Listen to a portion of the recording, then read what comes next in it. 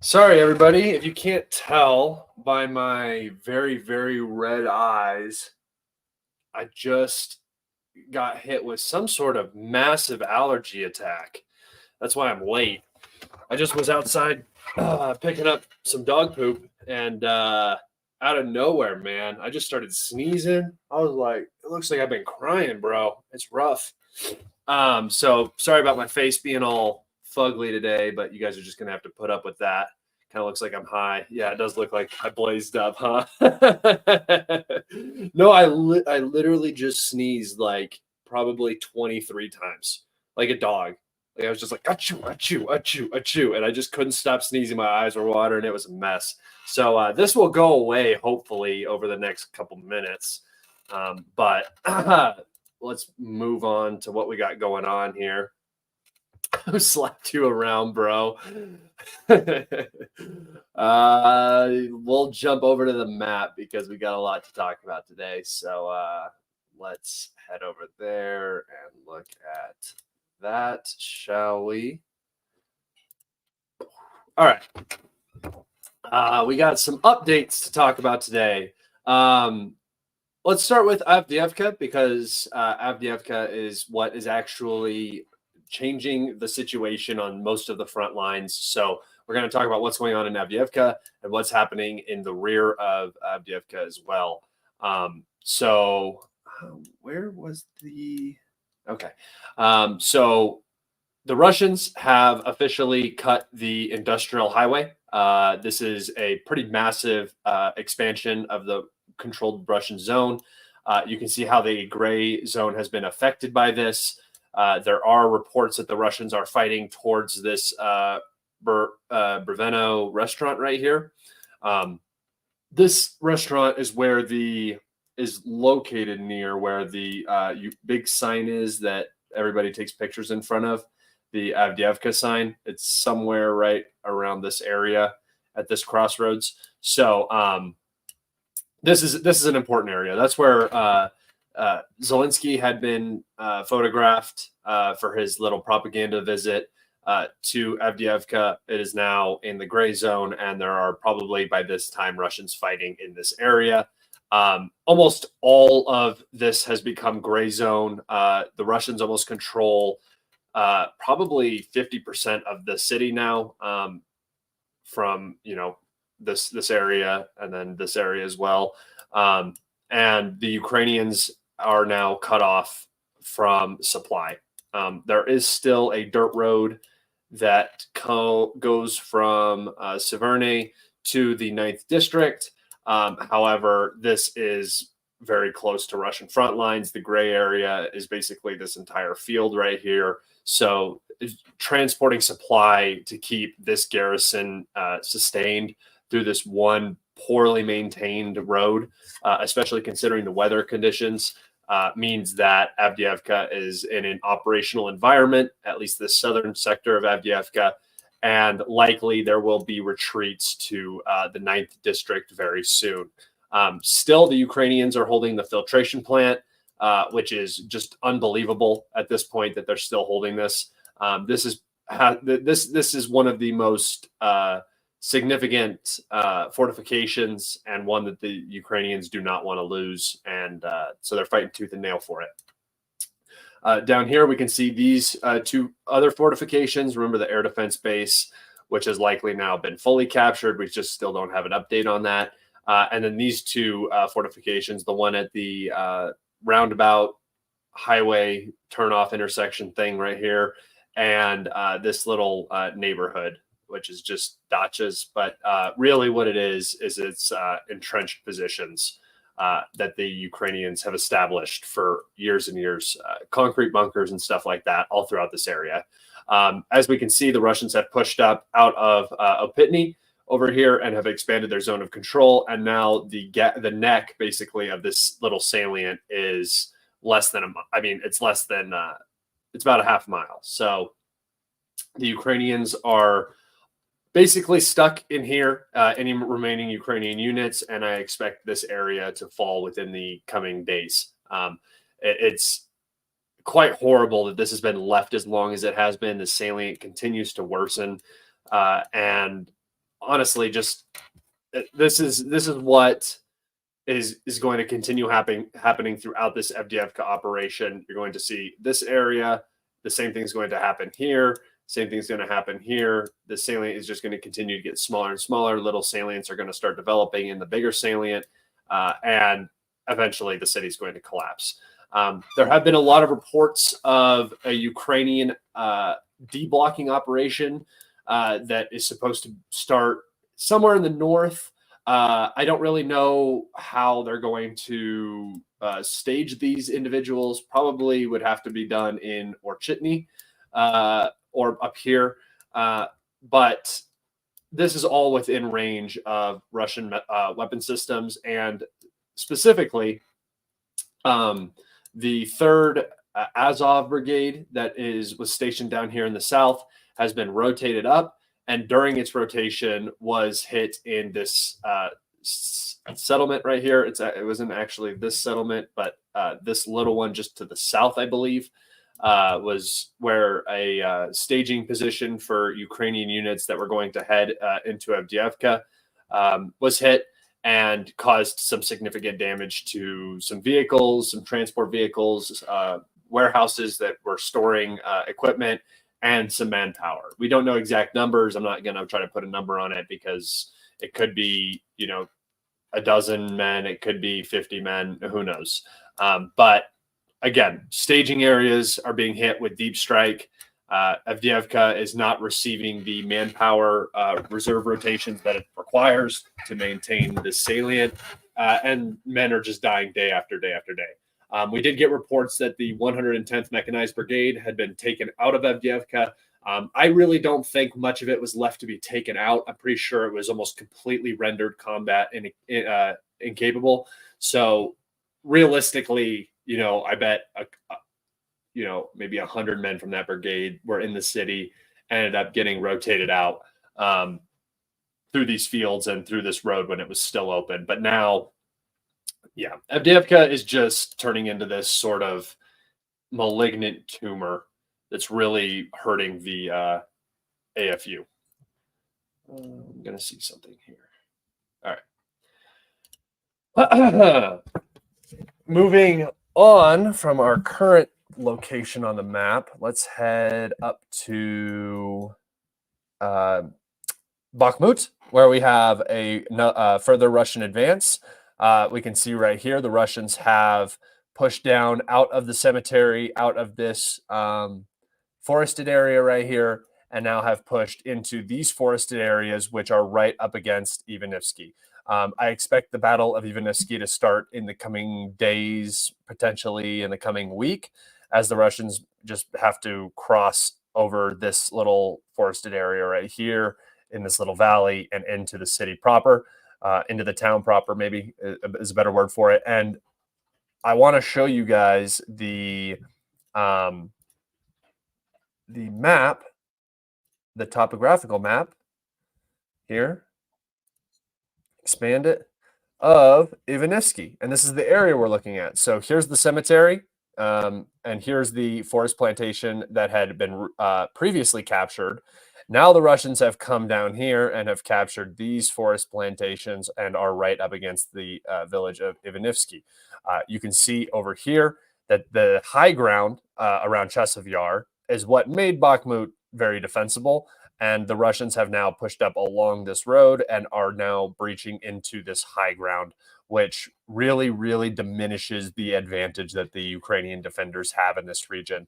We're getting very close to the start of the Battle of Chasiv Yar and the Battle of Ivanivsky. So we are on the eve of those two battles beginning. Let's see. Go back to, oh, my eyes are still red, huh? A little bit better, but still red. Let's go back to the map. And we can head up to,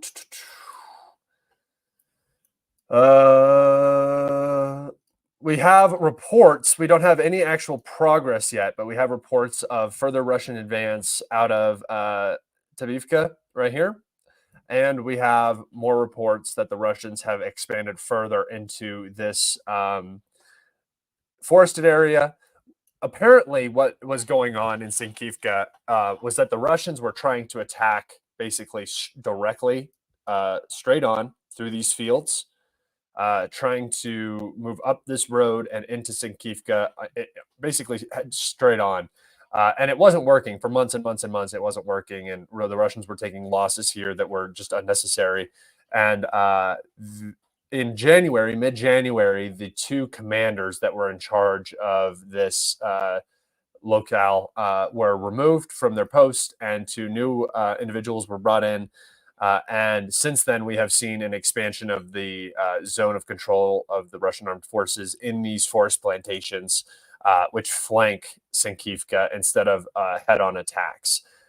So, you know, every army is going to have generals and individuals that aren't fit for the job. They're not doing what they're supposed to be doing. They're not getting things done. And I believe that that is what we were seeing in this area. Sinkivka is also of vital importance to the Ukrainians. It is the last defensive line before Kupiansk, before the Russians are basically in the city. So they need to hold this at all costs. They are holding it at an extremely high cost, but it is also costly for the Russians to attack here. So it's sort of a just a bloody area for both sides. And I think that's it for the map updates today. We had more advances into Novomihailovka. However, the current situation is unknown. A lot of sources are saying it's something like 50% of Novomihailovka is now either captured or in the gray zone. But I just don't have any updates for you right there, so I'm not going to put anything on the map. And then down to the south, we had a further expansion towards the 0532. And this right here is the zone that I believe you guys need to watch in the coming days and weeks, as the Russians begin to really force the issue in Avdiivka, and reserves are moved from all sections of the front. The reserves being moved from the north and from the southern Donetsk area, which is right around here. That was the 3rd Azov Brigade that we had talked about being moved in. Some of the most ideologically driven fighters are being brought to Avdiivka to try to, I don't know, save the city. I don't know how they're planning on doing that. But that means that other points of the map are going to get very weak. And I had previously said in videos and tweets and stuff like that, that I would watch this highway from Marinka down to Ugledar. And I would watch this highway from Kupiansk down towards Avdiivka, I guess, because a breakthrough along this road right here would endanger this entire defensive line for the Ukrainians and would force a massive rout. And then this whole area would also fall in short order. And then the Russians would be right on Kupiansk's doorstep. And basically, this whole salient would become untenable from about here up. So that's where I expect the Russians to really start pushing when they get the go-ahead that all of the available reserves that Ukraine wants to send to Avdiivka have been sent to Avdiivka. All right. That's enough of the map. I wanted to talk to you guys. Oh, man, my eyes look bad, dude. Jesus. I wanted to talk to you guys about the funding situation. I see a lot of people getting misconstrued. A lot of people don't know what exactly, how exactly, I guess, the U.S. Government works. I'm seeing a lot of people saying that, oh, the 95 million to Ukraine, Taiwan, and Israel has been approved. No, it was only approved in the Senate. It still has to go through the House. And that is where it's going to be running into problems. The Republicans control the House. This bill does not actually do anything about the border issue, which is the whole reason that they are not passing this aid. It's supposed to be no foreign aid until we fix the domestic issue of the border at home. The Democrats and the Biden administration do not want to go into that, sort of, they don't want to go in that direction at all. They don't want to make any concessions there. So, we're kind of in a deadlock on the funding situation. And at the end of the day, Ukraine needs this money. They need it bad. It's starting to show all over the map. They're not going to be able to afford things that they need to afford here soon. They got that 50 billion from the EU, but really what they need is the 60 billion from the US, which goes to ammunition, which goes to paying pensions and stuff like that. It's really, really difficult for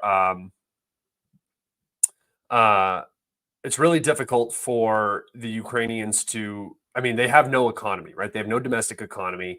All their manpower is being focused into the war effort.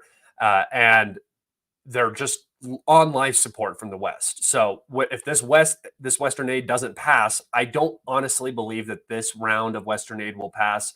I have said for the whole time that I do believe Ukraine will get its funding. It will receive its money. But that's not really the issue anymore. The issue is not so much the funding as it is the available manpower in Ukraine to utilize that funding to its fullest extent and actually be able to fight off the Russians. That calculus is not going to change. There's not anything there's no baby boom that's going to happen in the next couple months that's going to give Ukraine a bunch of men to go fight. So, the whole Ukraine project is really starting to come untethered. And I think that the best thing that the West could do right now is continue to deny funding and force Ukraine to come to the negotiating table.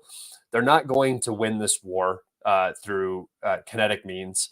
They are not going to survive this war. But we just had I'm going to take us over to my Twitter. We just had another report that, and I'll show it to you guys here.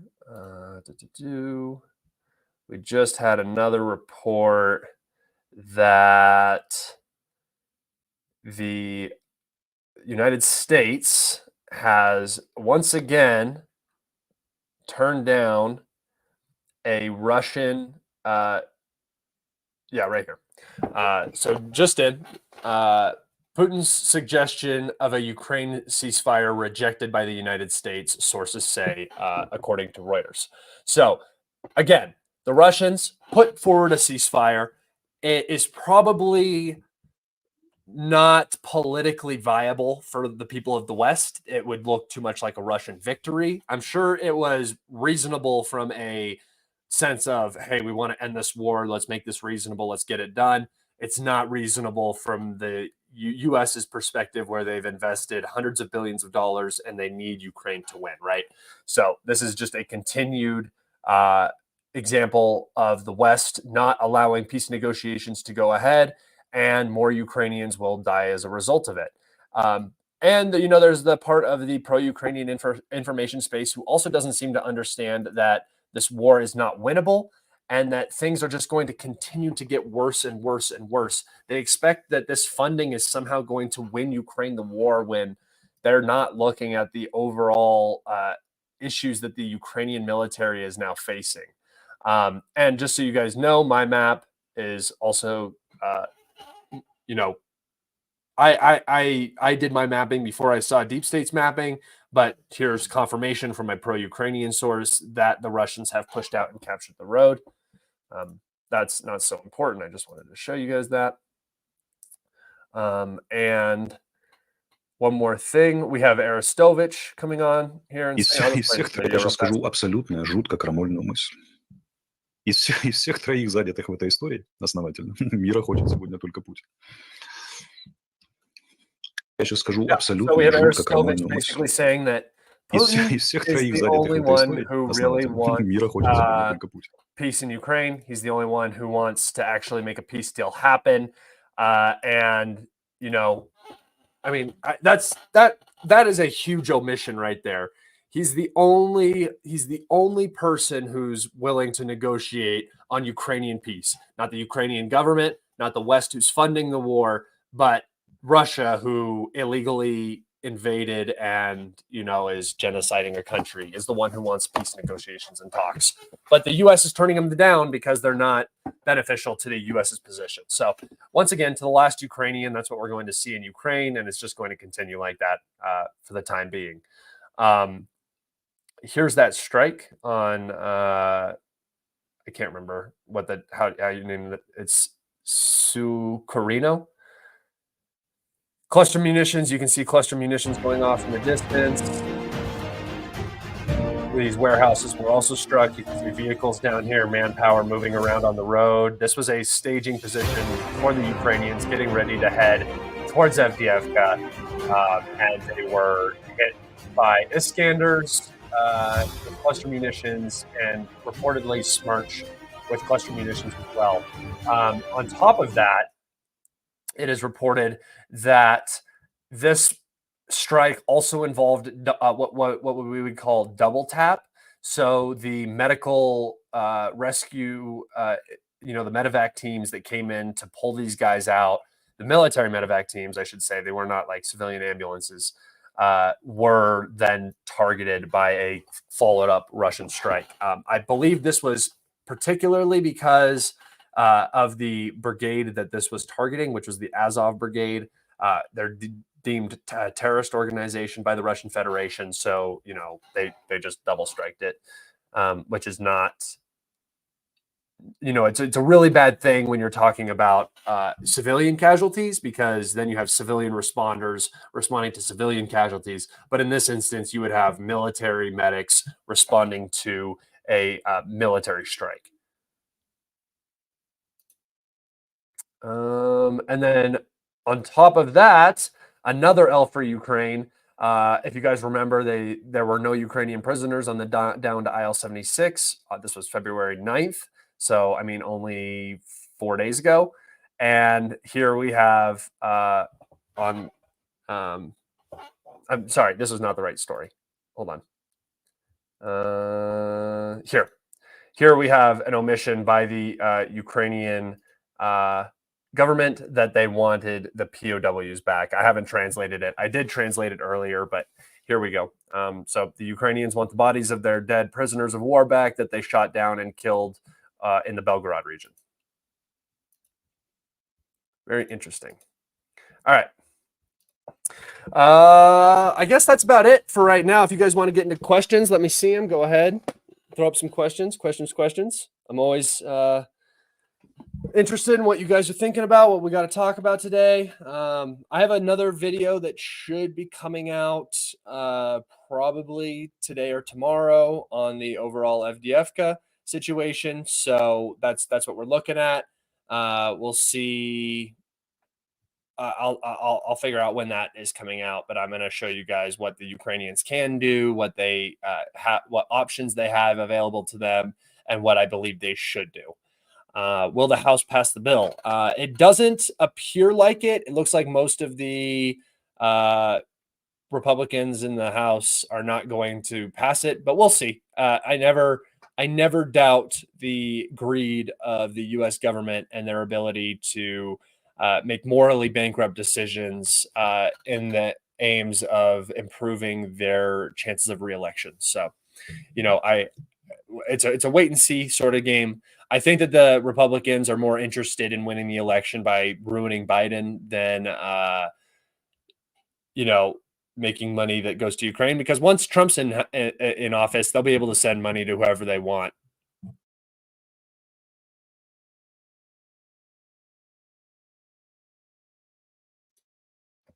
Okay. Let me make sure my mic didn't change again. Nope. Okay. All right. Questions. Hi, Scott. Do you have a feeling, information, if or when the Ukrainian army could collapse if things continue like now? If things continue like they are now, and Ukraine continues to look unstable and off foot, I would say probably 6 months you're going to start to see significant collapses on the front line, breakthroughs, so on and so forth, like that. But a total collapse, if Ukraine gets funding and they figure out a way to get their mobilization back on track, I would say probably like a year. I've always said 2026 is going to be the year that this ends. So I think that I'm going to stick with that for now. But right now, I'm less confident in that prediction, just considering the current climate.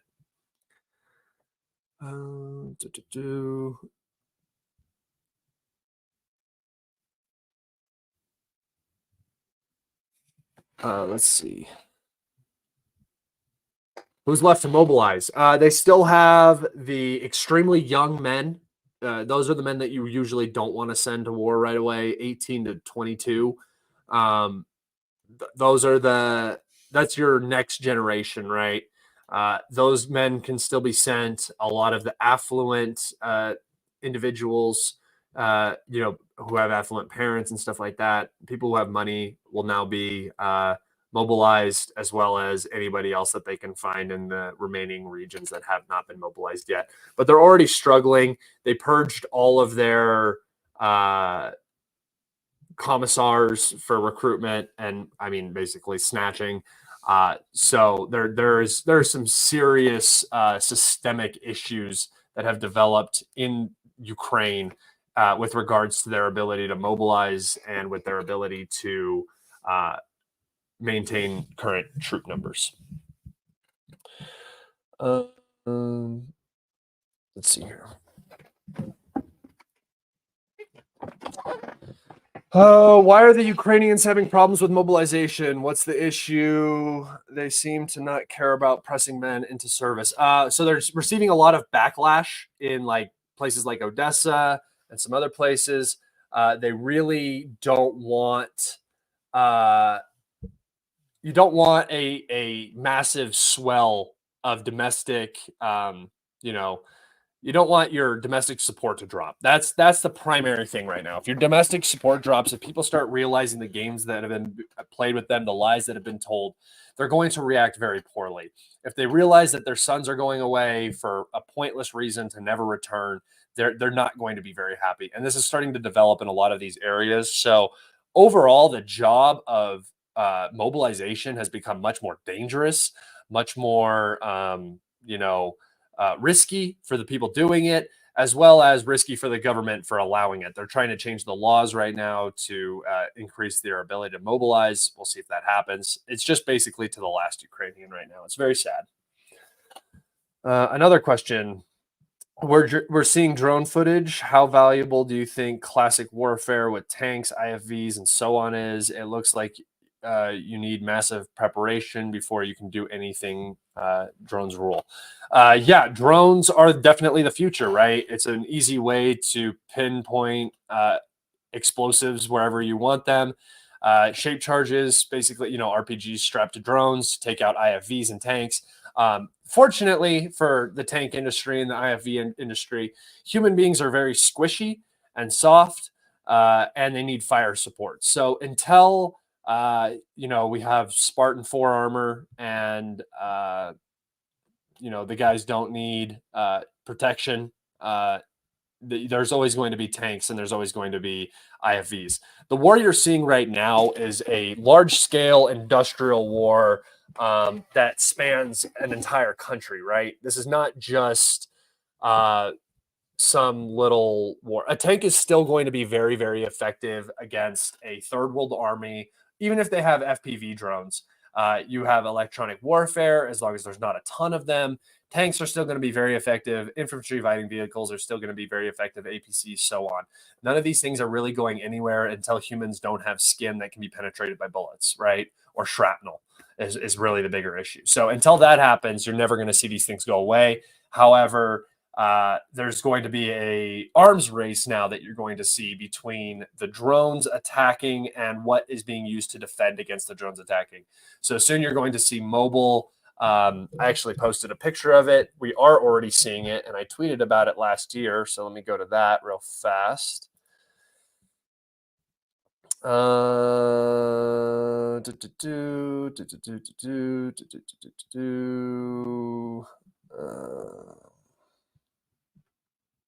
posted it yesterday, actually.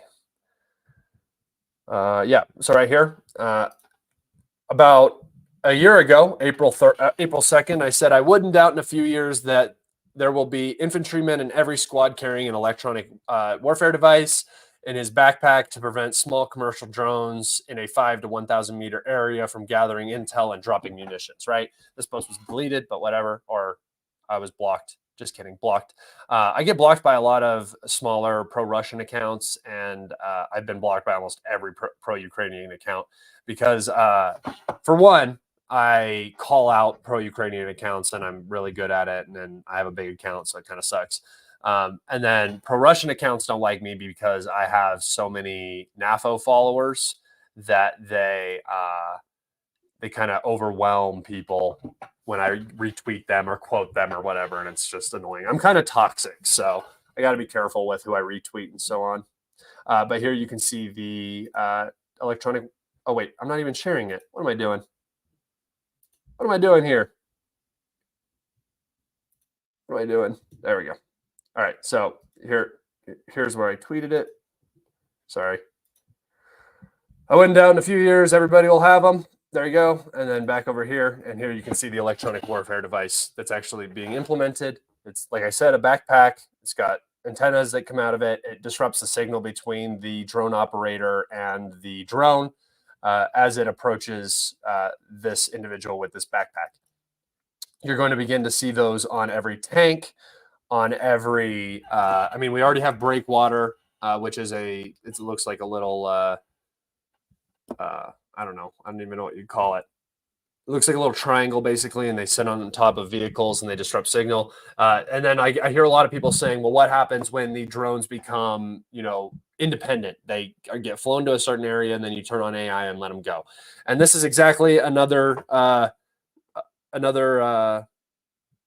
aspect of the arms race, right? Eventually, somebody's going to have to create a electronic warfare device that doesn't allow drones, like the electronics in drones, to even work around that. I don't know. Something's going to be figured out. But we are now in an arms race between the infantry trying to defend against these drones and these drones trying to penetrate defenses and get to this infantry. We have a question from One Punch Bud. I know this is not much, but I really appreciate your opinion and information, Scott. Bro, listen, if you guys donate $1, you help. I'm telling you, I appreciate this so much. This is plenty. You have done more than enough. All of this content is free for you guys. It's here for you guys to enjoy. I will continue doing this. If I'm making no money, I'll get another job. I'll just have to do it less of it, whatever. I don't care.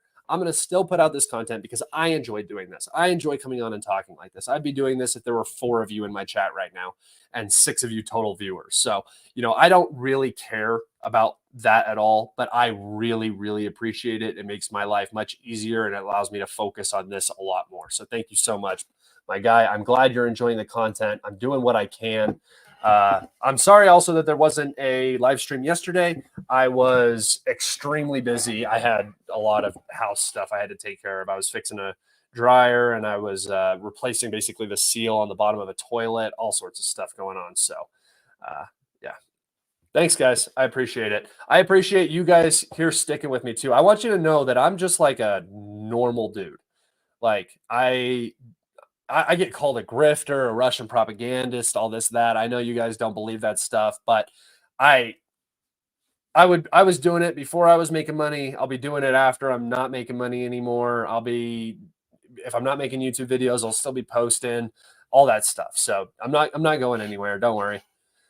But I do appreciate all of the ways that you guys help me out, even if that's just liking and subscribing on my YouTube page, if that's following me on Twitter, retweeting, commenting, anything, guys, helps so much. I love it. Question: what video games do you play? What war games do you recommend? Oh, well, first off, Hell Let Loose is probably one of the best war games. I just got what is that new game that called Helldivers or whatever? The ODST mixed with what is it called? Starship Troopers mixed with all sorts of different stuff. That game looks fun, so I'm going to be playing that a little bit. I also play Rainbow Six Siege, and then I play Dota a lot. So awesome. Here we go. More. Thank you, guys. No comment, but thank you, Kale. I appreciate that. And let's see. Here we go. How much of an effect do you think the Gaza war is having on Ukrainian equipment procurement? Do you think they care more about Israel? Why or why not? So yes, they care more about Israel. First off, the Israel lobby is huge in the United States.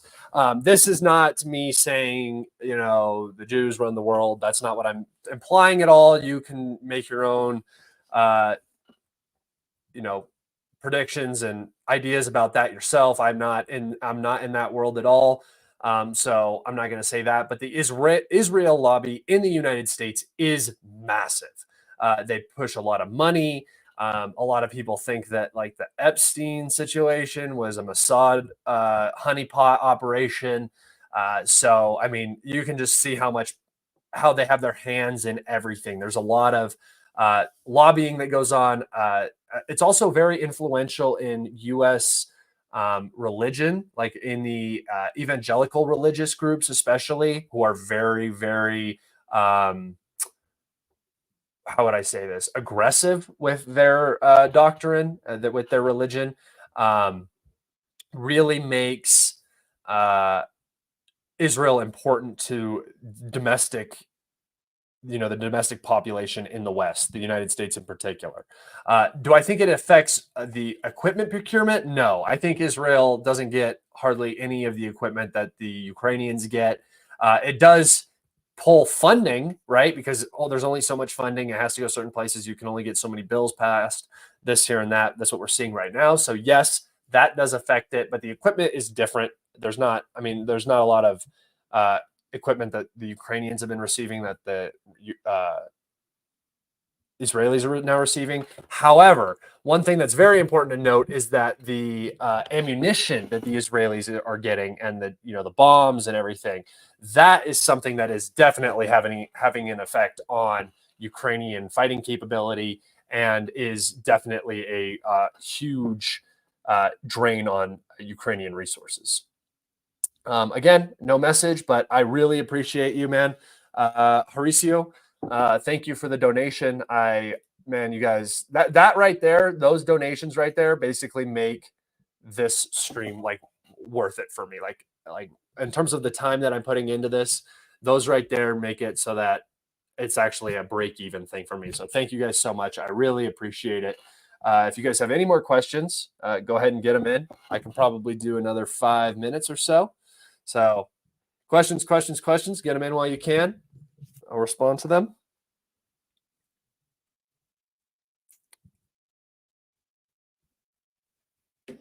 Let's see if I missed any. Oh, does it? Does super chats or super thanks require some sort of special wallet app? That's weird. I didn't know that. I've actually, I think I sent one a while ago, but I forgot. Again, another one. Thank you, man. Thank you, Paul, so much. You guys are killing it today. I like I said, these are not necessary, but honestly, it helps so much. I do this like 24/7. I woke up at 4 o'clock this morning and started saving stuff, taking notes, changing my map around, doing all kinds of stuff. So, I do work on this hours and hours a day. Thanks for the hard work and constant updates, man. No problem, dude. That's what I'm here for. I'm glad that you guys are benefiting from all of this work that I'm doing. That's more than enough for me. I really appreciate it. How much money can they print? Endless, right? I mean, they don't even audit themselves, so it doesn't matter. They can just do whatever they want, and nobody will care. What do you think about the Russian tactics in the early war in Ukraine? I believe that there were, first off, you're talking about an army that hadn't been in a combined arms conflict in decades. So, I mean, Crimea was nothing. Georgia was really nothing. So you're talking about a completely green, command chain outside of maybe the guys that were in Afghanistan, but that was so long ago. I mean, Chechnya was just a different war. There's been nothing like this Ukraine war. So really the guys coming into it had a much more, they were much green. They made a lot of mistakes. The army was not up to up to the standard that it should have been. It was up to a peacetime standard, which obviously, I mean, if you look at the U.S. is in a peacetime position, and their military is struggling greatly. You're going to see if the U.S. goes to war with any sort of near peer proxy or anything like that, like Russia is in Ukraine right now, you will see the exact same mistakes. You will see dead Americans. You will see roads of death, all sorts of stuff. You're going to continuously see this. It's not something that's going to change until the U.S. gets up to date. So the Russians were definitely struggling. At the beginning, they went in with certain ideas, intelligence. They had a plan. Obviously, things didn't go according to plan. Obviously, a quick resolution to this war was not instigated. And now what you saw basically was the Russians saying, okay, now we're fighting a war. Now we need to mobilize. Now we need to pull back from some areas, reset, reestablish. We're fighting a different war. And now you're watching a much more I would say, complete war from the Russians instead of the more of the diplomatic mission that began in the beginning of this. I say diplomatic; they went in with force, but for the Russians, diplomacy, military is just an extension of diplomacy, right? Waging war is a way to achieve diplomacy. Where the West, war is the end of diplomacy. War is how you settle things in a non-diplomatic way. So it's just a difference of culture and thinking. When do you think the Ukraine war will end? I've always said 2026. 2026 is about as far as I can see this thing going. I don't believe that Ukraine is going to collapse in this year. That's a safe bet. They have to organize their groups again some point and choose better terrain this is true. I mean, they do need to pull out from areas. They do need to reset and reestablish themselves. So that is definitely something that's going on that needs to be worked on. But it doesn't appear that that's what they're going to do. They put in two commanders who are going to continue the slaughter of the AFU in horrible salients that make no sense. So military geniuses, boys. Here we go. Keep up the good work. I enjoy the analysis, man. Thank you guys. I appreciate it so much. It's so like even if you guys just send the message right there, that is so much to me. That means so much to me just to know that you guys care about it, because sometimes I'm sitting there and a lot of what you see is you don't get any of that. You get a lot of people arguing with you, telling you that you're wrong and stuff constantly, and so it's just nice to know that people out there actually appreciate the work I'm doing. All right. Answer a couple more questions. Let's see.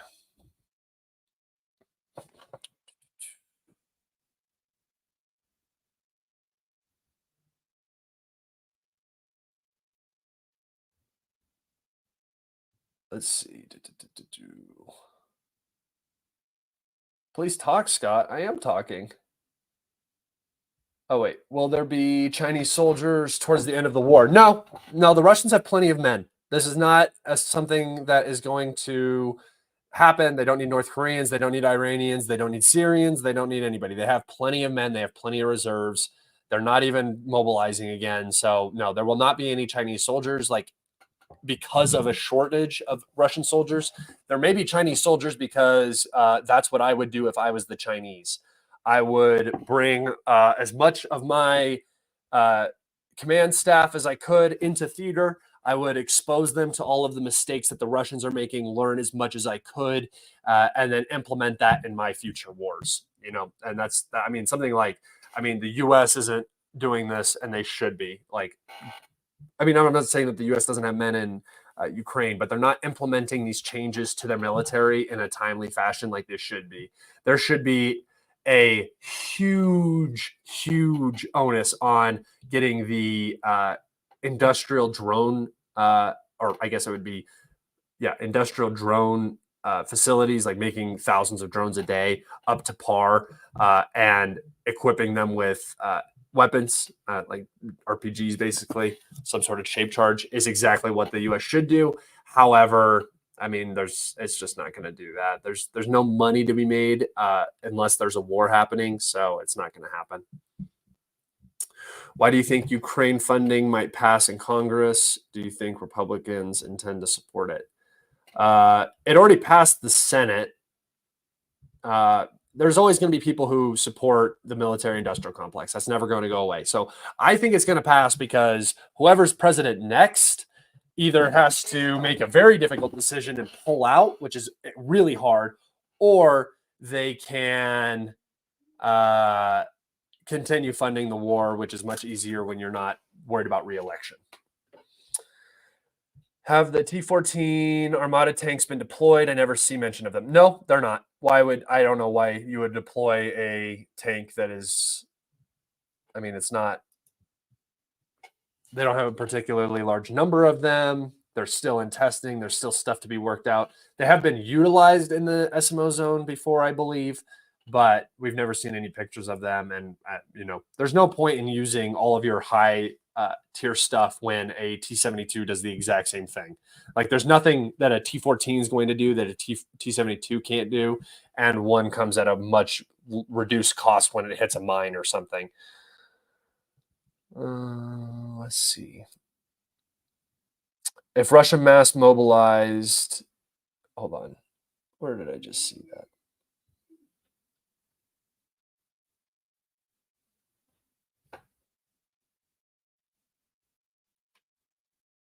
Yes, it passed in the Senate too. Now it goes to the House. The House is where it is going to get stopped. That's been the whole thing the entire time.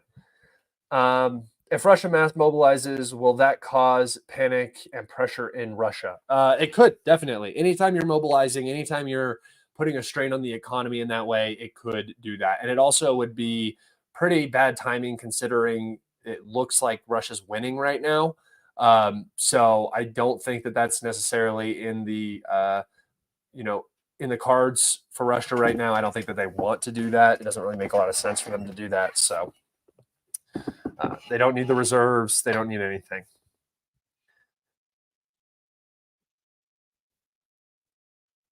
Yeah. Yes, Ukraine, the battlefield in Ukraine has shown how vital drones are and how instrumental they're going to be in the future of warfare. I would expect pretty soon major governments like the United States, China, and Russia to start producing mass AOE denial, devices that basically shut down an entire front line from the use of drones, just because of how problematic they're going to become. What if drones never existed in Ukraine? We would probably have had a much, much faster war because the Russians would have been able to move around a lot more freely and not had every single movement spotted. That's the thing about drones, man, is they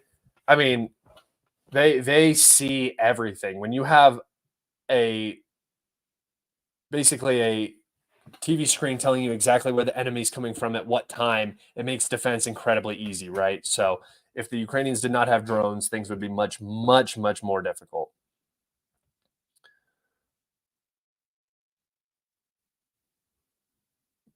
Guided artillery is still king. Yep, it's doing a lot of damage. Do you think Russia's developing anti-drone drones? Yes, they actually do. I've seen they first off, all day these drones fly around and hit each other. Constantly Russian drones or Ukrainian drones are knocking each other out of the sky. The Russians tend to do it a lot more because they have a lot more drones than the Ukrainians do.